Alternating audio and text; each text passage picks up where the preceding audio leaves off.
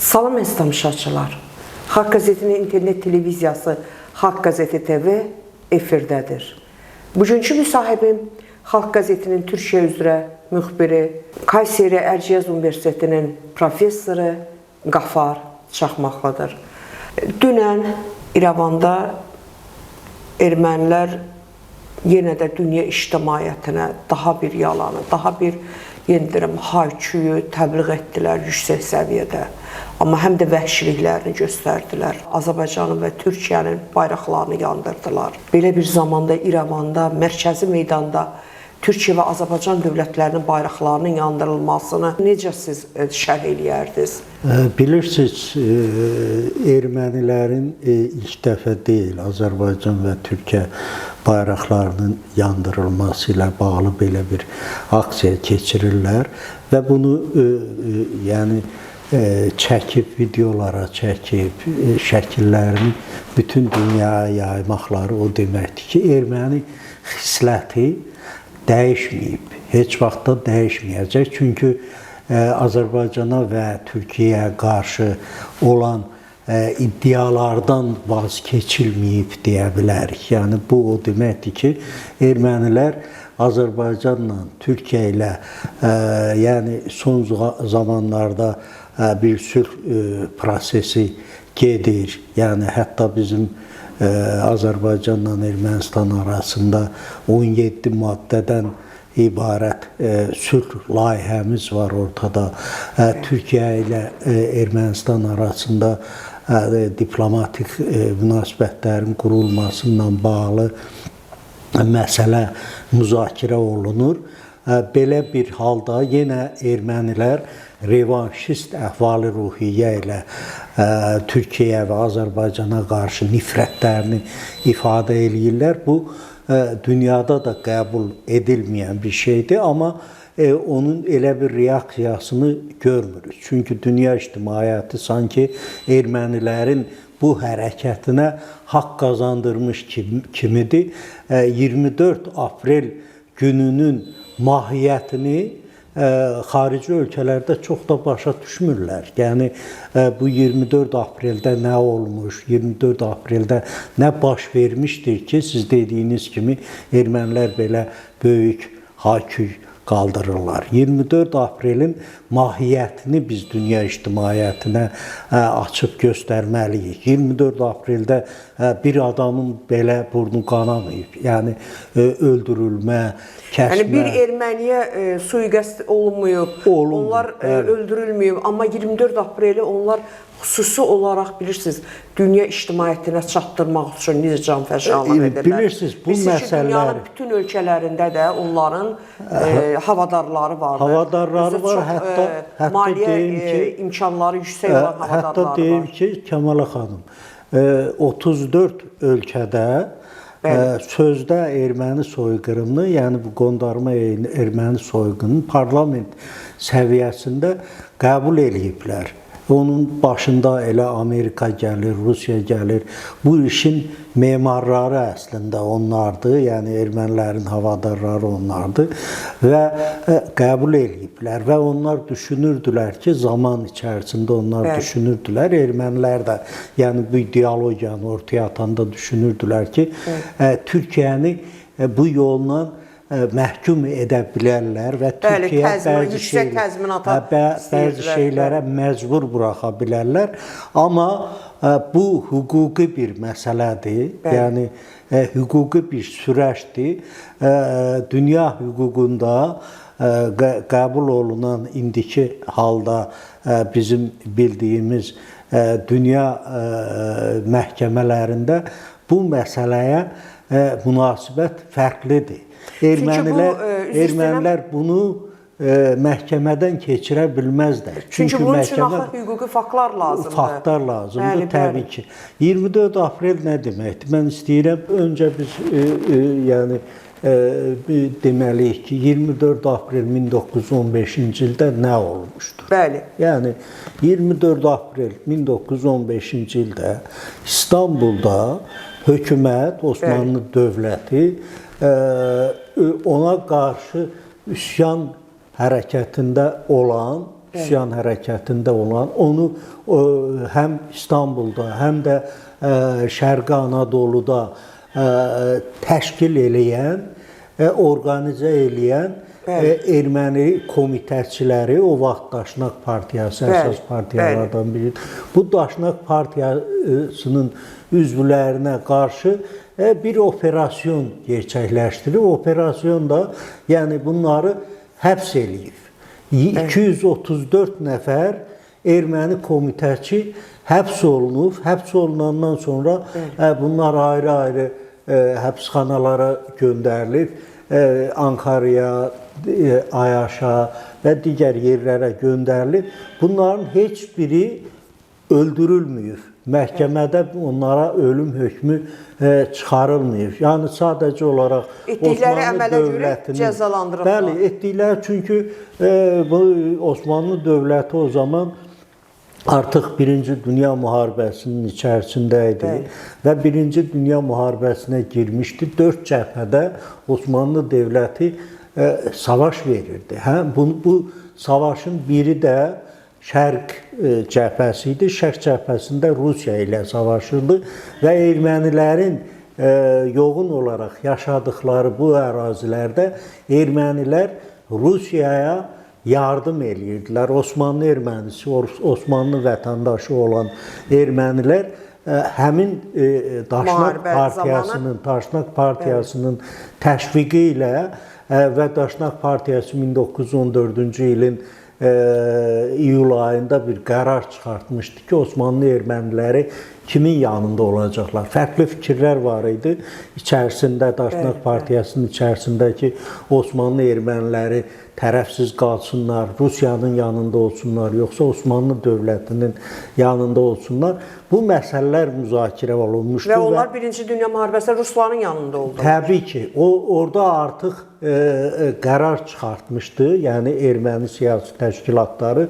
Onlar düşünürdülər ki, Rusiya ilə müharibə nəticəsində həmin əraziləri Rusiya işğal eləyəcək və o ərazilərdə ya muxtar, ya da ki, müstəqil bir erməni dövləti qurulacaq. Rusiya ilə də belə danışıqlar aparmışdılar və Osmanlı erməniləri də daxil olmaqla Rusiyadan olan ermənilər, dünyanın hər yerindən gələn könüllü ermənilər Tiflisdə 7 erməni hərbi birliyi qurmuşdular. Bu birliklərin tərkibində 200 minə yaxın erməni Osmanlı dövlətinə qarşı vuruşurdu. Bunun yanı sıra həmin ərazilərdə savaş gedən ərazilərdən də yəni məlumatlar gəlirdi ki, ermənilər Rus ordusuna kömək eləyirlər, teleqraf xəttlərini kəsirlər, ordunun arxa cəbhəsinə müxtəlif casusluq fəaliyyəti, hər cür fəaliyyətlər var idi və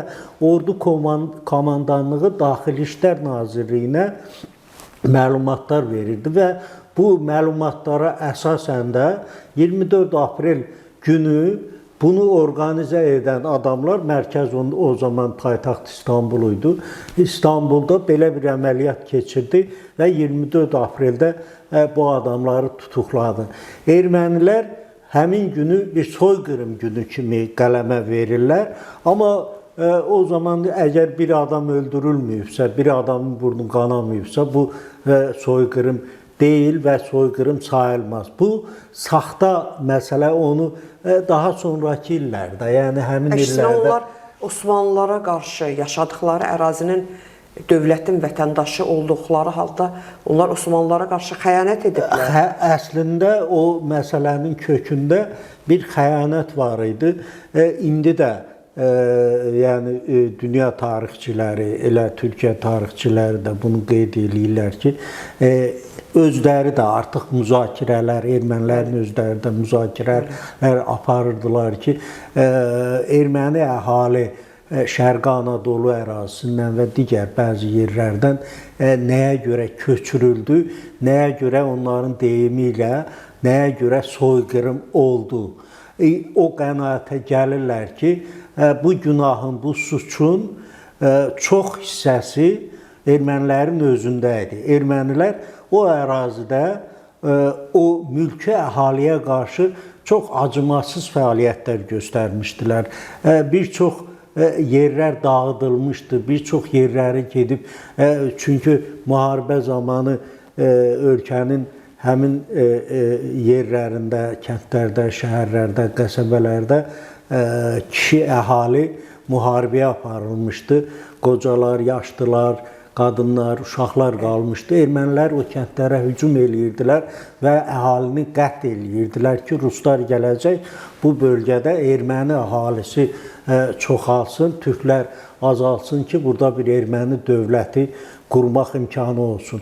Yəni onların ən böyük iddiası erməni dövləti qurmaq. Bəli, 1915-ci ildə aprel ayında Van ruslar tərəfindən işğal edildi və dərhal Vana bir erməni vali təyin elədilər.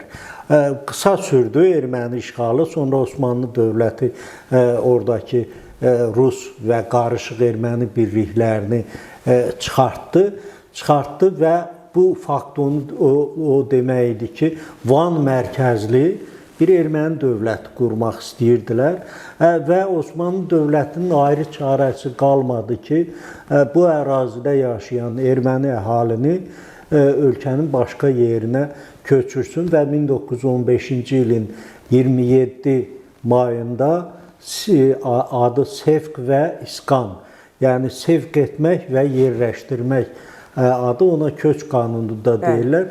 Bu qanunu qəbul eləməli oldu. İndi maraqlıdır ki, köç qanunu əgər soyqırım hesab olunursa, nəyə görə onu deyil, 24 apreli soyqırımı olaraq ermənilər amma kimi bütün dünyaya açırmaq istəyirlər. Bu ikisi də, onun yəni heç birisi soyqırım sayıla bilməz. Yəni bir millətin ortadan qaldırılması sayıla bilməz. 24 apreldə dediyim kimi 235 nəfər erməni buradan çıxarılıb. 27 mayısda isə Şərqi Anadolu və digər ərazilərdən ermənili əhali köç etdirilib. Bunun sayı ilə bağlı da çox müxtəlif fikirlər var. Nə qədər əhali çıxarılıb, köç etdirilib.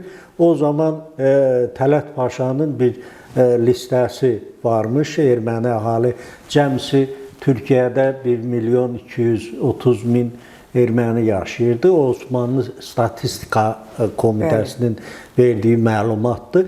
Çox maraqlıdır ki, Statistika Komitəsinin başında olan adam da erməni millətindən olan adamdır. Əgər yalandırsa, bəli, əgər yalandırsa, demək o erməni bunu yalan olaraq sırıyıb. Yəni belə bir məsələnin mümkün olmadığını deyir. Ermənilər deyirlər ki, 2 milyondan çox əhali vardı Türkiyədə.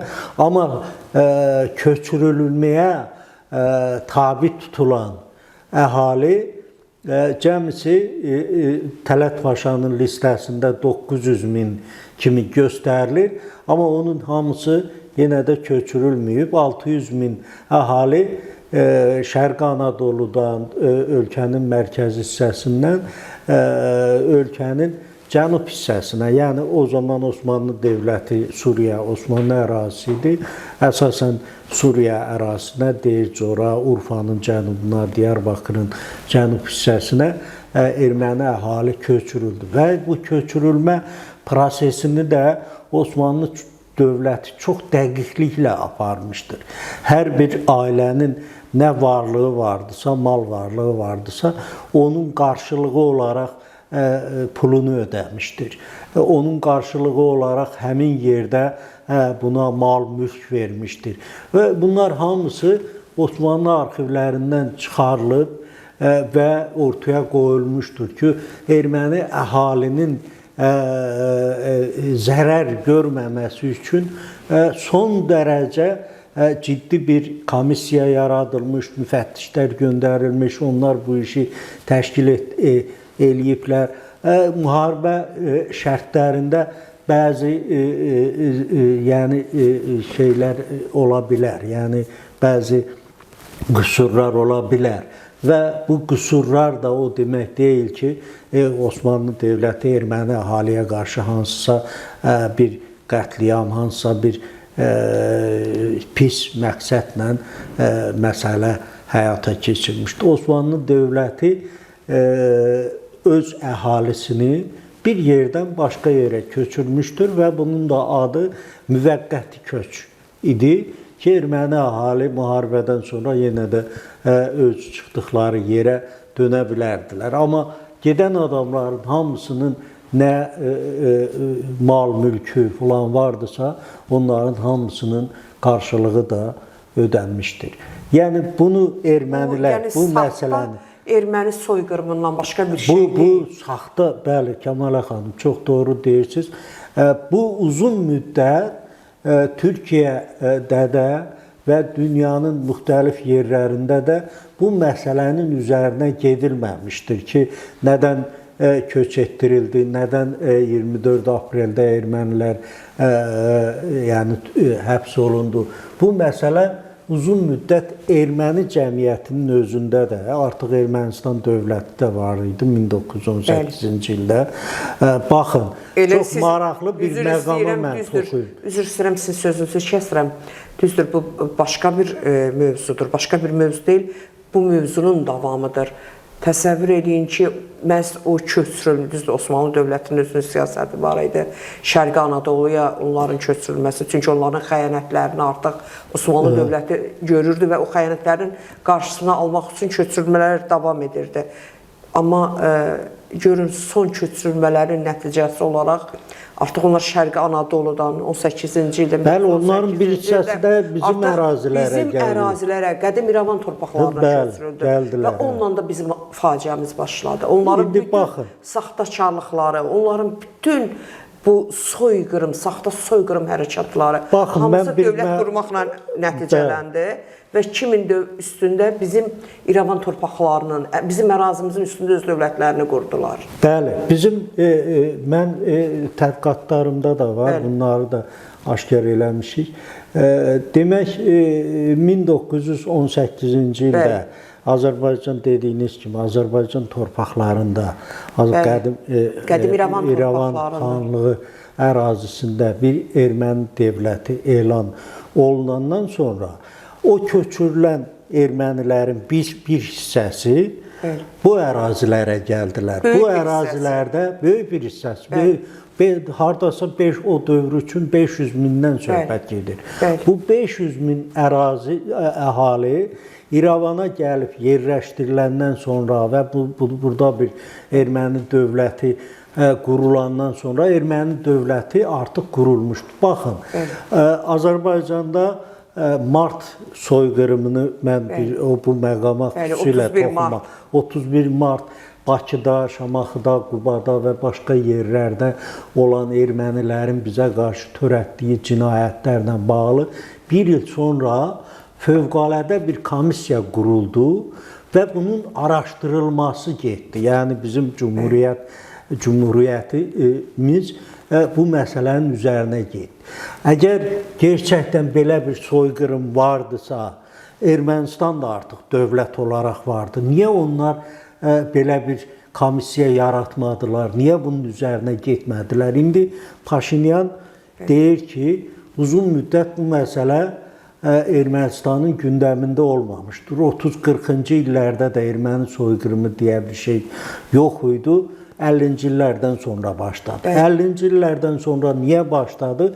Bunun da səbəbləri var. Çünki Türkiyə artıq NATO-ya girdi, SSR-nin rəqiblərindən birinə çevrildi və SSR dövləti Türkiyəyə qarşı müəyyən bir təzyiq etmək üçün, ona qarşı onu pisləmək üçün, onun inkişafının qarşısını almaq üçün Türkiyəni özünə bir düşmən dövlət hesab elədi və bu faktdan istifadə elədi. Və bu faktdan istifadə elədi 1950-ci illərdən başlayaraq artıq Ermənistanda yazıçılara, şairlərə, kinematoqraflara falana bu məsələ ilə bağlı əsərlər yazmaq tövsiyə olundu ki, türklər sizi belə qırıflar 50-ci illərdən sonra sanki bir qığılcım yaradıblar. İndi Paşinyan deyəndə ki, biz anlamalıyıq ki, Neden bu bizim başımıza geldi ve niye biz 30-40-cı illərdə bu məsələ yox idi ortada, 20-ci illərdə yox idi. Bu məsələ 50-ci illərdən çıxdı. Bunun səbəbi odur. Sovet hökuməti, Sovetlər Birliyi bu məsələni ermənilərə təlqin elədi ki, siz Türkiyənin üzərinə gedin və erməniləri orada da bir vasitə olaraq istifadə eləməyə. Və 1960-cı illərdə artıq ermənilər, diaspora erməniliyi də bunu mənimsədi, bu soyqırım ideologiyasını mənimsəyib, başqa-başqa ölkələrdə erməni soyqırımını, yalanını təsdiqlətmək üçün parlamentlərə müraciət etdilər. Mən bir dəfə yazmışdım bunu. 1965-ci ildə ilk dəfə Uruqvayda erməni soyqırımı parlamentdən keçirildi. Və bunun faktlar var ortada. Argentina ermənisi, milyoneri Eduardo Ernequian adında bir erməni parlament üzvlərinə hər birinə pul verib və onları ələ alandan sonra bu parlamentdən ilk dəfə Uruqvayda keçirildi. Uruqvay nə dərəcədə bu məsələyə, yəni bizim Cənubi Qafqazda baş verən, Türkiyədə baş verən məsələlərə nə dərəcədə maraqlı ola bilər? 65-ci ildə, eyni ildə Sovet hökuməti İrəvanda soyqırım abidəsinin açılmasıyla bağlı təlimat verdi. 65-ci ildə, eyni ildə güya ki, soyqırımın 50 illiyi təntənəli şəkildə Ermənistanda keçirildi. İndi ermənilərin yürüş eləyib getdikləri o Sərdarabad biraz simvolik bir yerdə, əslində Qaranquş qalası deyilən yerdə ermənilər Çernogaberd deyirlər.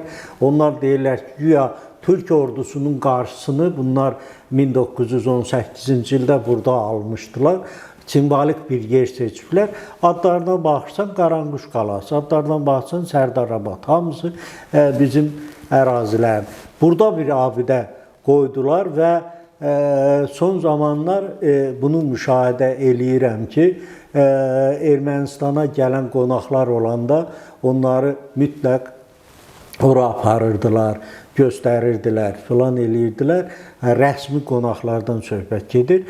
Son vaxtlar bu aradan qaldırılıb. Çünki Paşinyanın özü və komandası artıq bu düşüncədədir ki, erməni soyqırımı ideologiyası Ermənistana özünə heç nə vermədi. Bəlalar gətirdi, fəlakət gətirdi və gələcəkdə bu bölgədə qalıb yaşamaq şansını itirməmək üçün Ermənistan artıq bu ideologiyanın daşıyıcısı olmaqdan çıxıb. İndi diaspora ilə aralarında çəkişmələr var.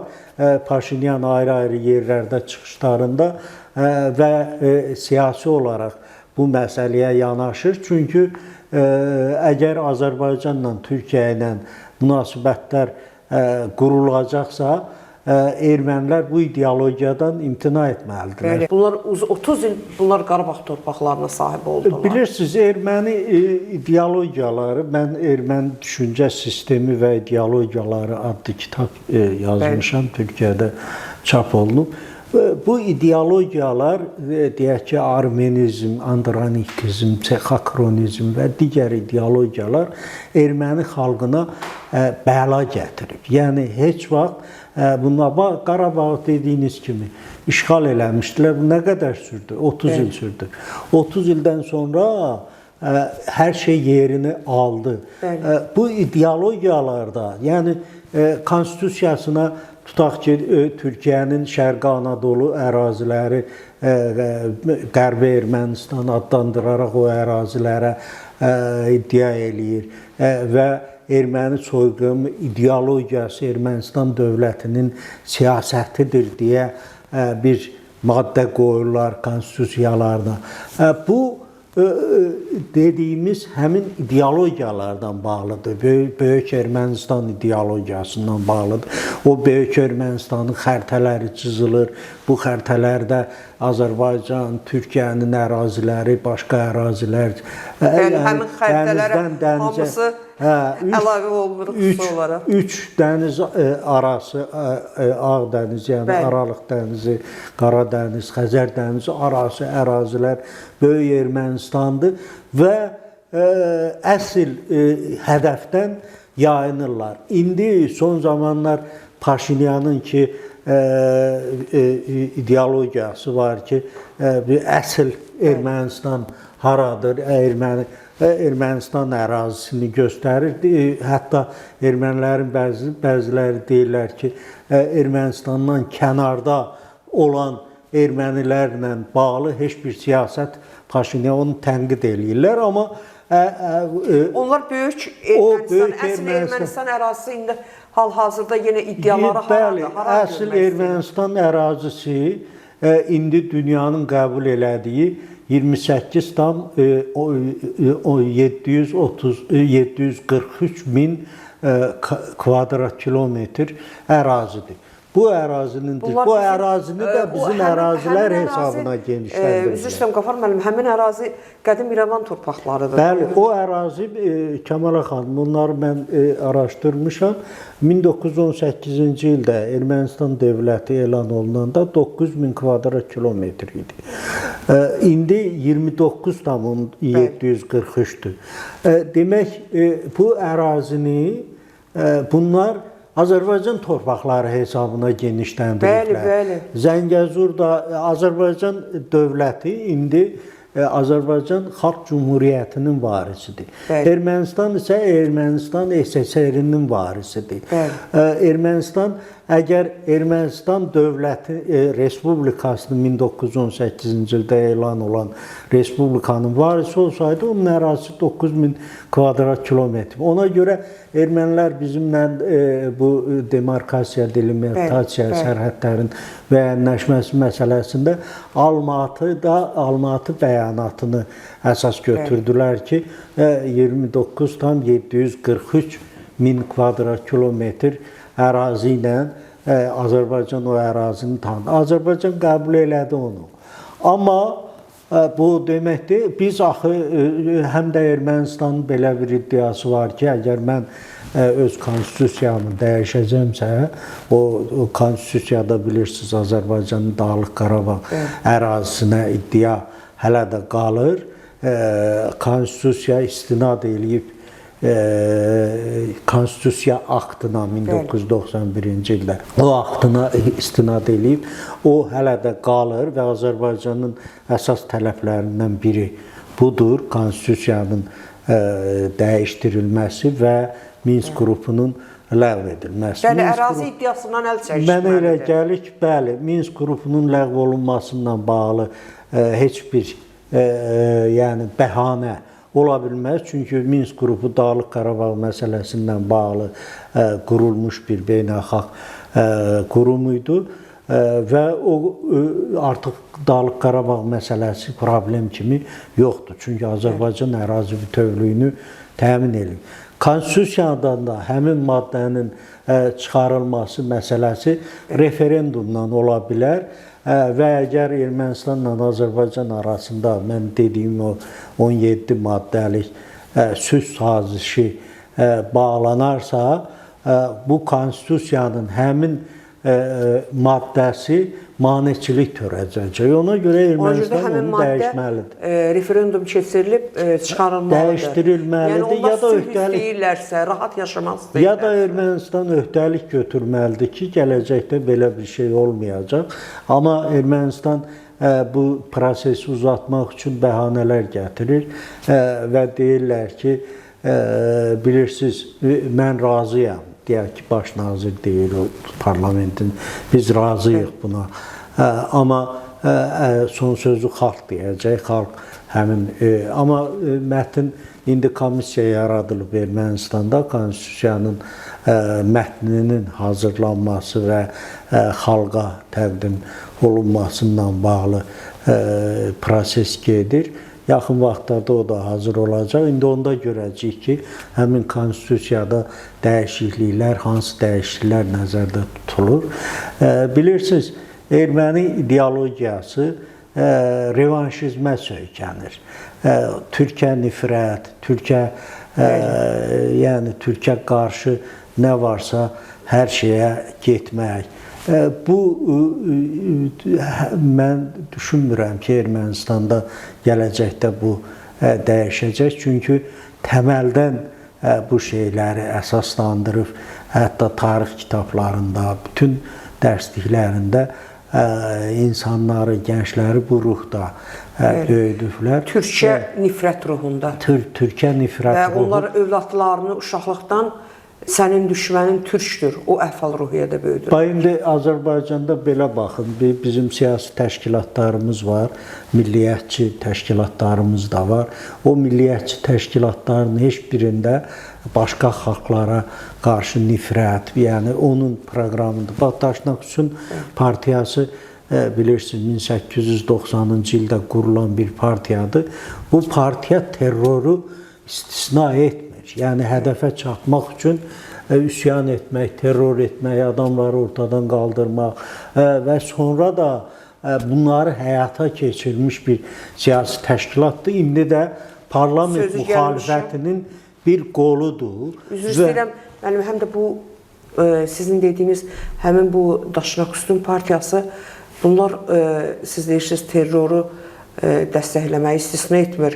Bunlar uzun illər türk diplomatlarını öldürüblər. Bəli. Yəni bu tarixə yazılmış bir faktlardır. Bilirsiniz, terror bunların əsas vasitəsi olub. Ermənistan Cumhuriyyəti elan olunandan sonra 1919-cu ildə Daşnaq partiyasının təşəbbüsü ilə bir Nemesis terror təşkilatı quruldu. Və bu terror təşkilatı siyahı tutdu. 600-dən çox adamın siyahısını tutdu. Onun içərisində həm Türkiyədə Osmanlı dövləti içərisində olan adamların adı vardı. Həm də Azərbaycan Xalq Cumhuriyyətinə. Ondan sonra bunlar seçdilər. Onların içərisindən 41 nəfəri seçdilər. 41 nəfərin öldürülməsi ilə bağlı planlar qurdular və bunu həyata keçirməyə başladılar. Hələ 1920-ci illərdə Tələt Paşanı Berlində öldürdülər, Cəmal Paşanı Tiflisdə öldürdülər, Behbud bəy Cavanşiri İstanbulda öldürdülər, Xan Xoyskini Gürcüstanda öldürdülər və bunu həyata keçirdilər və rəsmi bir terror təşkilatı qurulmuşdur.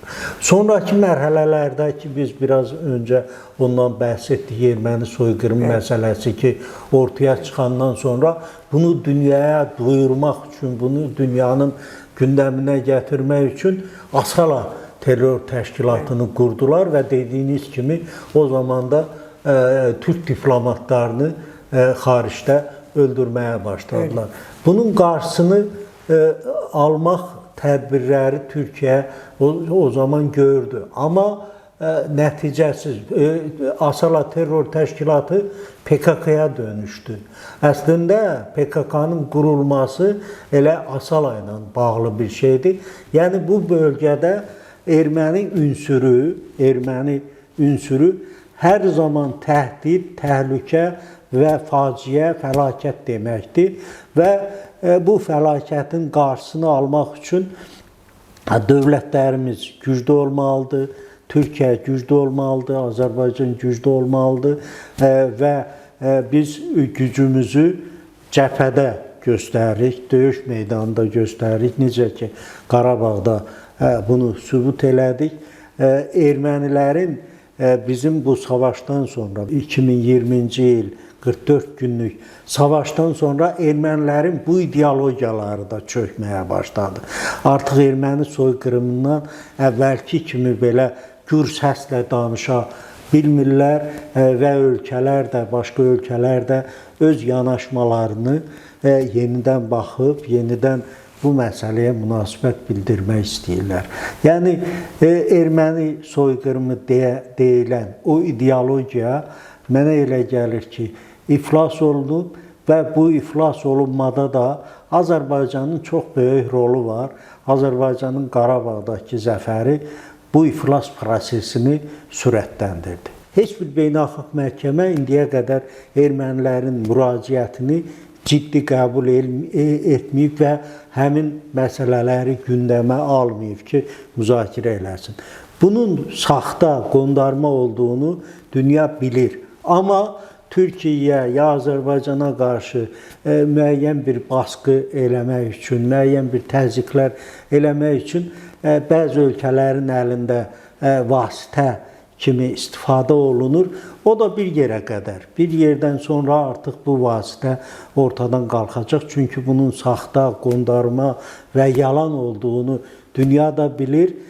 Bizim dünyanın həm bizim alimlər, həm dünyanın müxtəlif yerlərindən olan alimlər, mən onlarla əlaqələrim var. Yəni başqa millətdən olan ermənişünaslar var, tarixçilər var. Onlar da öz əsərlərində, kitablarında bu məsələnin saxta, qondarma olduğunu yazırlar və deyirlər. Qafar müəllim, çox sağ olun. Sizə təşəkkür edirəm. Sağ olun, mən də. Çünki siz daim yazıb yaradırsınız.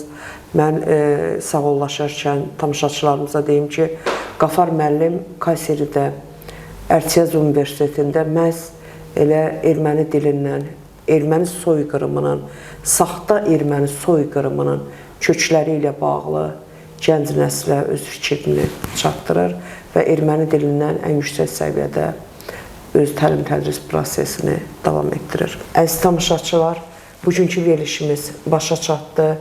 Müsahibim Xalq qəzetinin Türkiyə üzrə müxbiri, Kayseri Ərciyəz Universitetinin professoru Qafar Çaxmaqlı idi. Sağ olun, sağlıqla qalın.